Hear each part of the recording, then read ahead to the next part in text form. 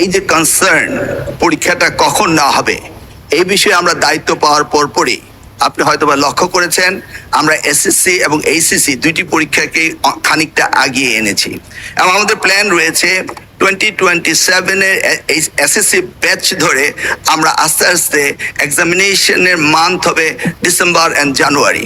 এই ব্যাপারে আমরা ব্যাপক আলোচনা করেছি এবং আমরা কথাবার্তাও বলেছি এবং সেই সিদ্ধান্ত অনুযায়ী আমরা কিন্তু ক্রমান্বয়ে পরীক্ষা এগিয়ে নিয়ে আসছি। আমরা জানি মনসুন সিজনে পরীক্ষায় এই ধরনের জটিলতার সৃষ্টি হয়, সেটা মাথায় রেখে এবারও আমি এক মাস এগিয়ে এনেছি, পিছনের দিকে এনেছি যেন আমরা এই সিজনের বাইরে চলে যাই।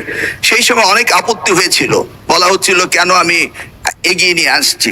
আমার একটি মাত্র কারণ ছিল এইটি, কিন্তু অপরদিকে আমাকে সিলেবাসও দেখতে হবে যে সিলেবাস কাভার হচ্ছে কিনা, সেই জন্য আমরা চাইলেও পারছি না। সবকিছুকে অ্যাডজাস্ট করতে হলে it needs a little bit time.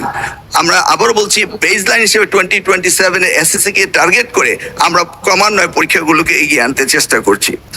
আজকে যে বৈরী আবহাওয়াতে যে ক্ষতিগ্রস্ত হয়েছে আমরা ইন্ডিভিজুয়ালি প্রত্যেকটিকে লোকেট করে এবং কোথায় কি ব্যবস্থা নিতে হবে সেই ব্যবস্থাগুলো আমরা নিরূপণ করে ব্যবস্থা নেব।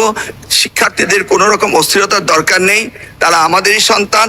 আমরা তাদেরকে কিভাবে পরীক্ষা নেওয়া যায়, কিভাবে তাদের রেজাল্ট ইমপ্রুভ করা যায় সবকিছু আমরা দেখব। ধন্যবাদ আপনাকে মাননীয় স্পিকার। আপনাকে অসংখ্য ধন্যবাদ মাননীয় শিক্ষামন্ত্রী।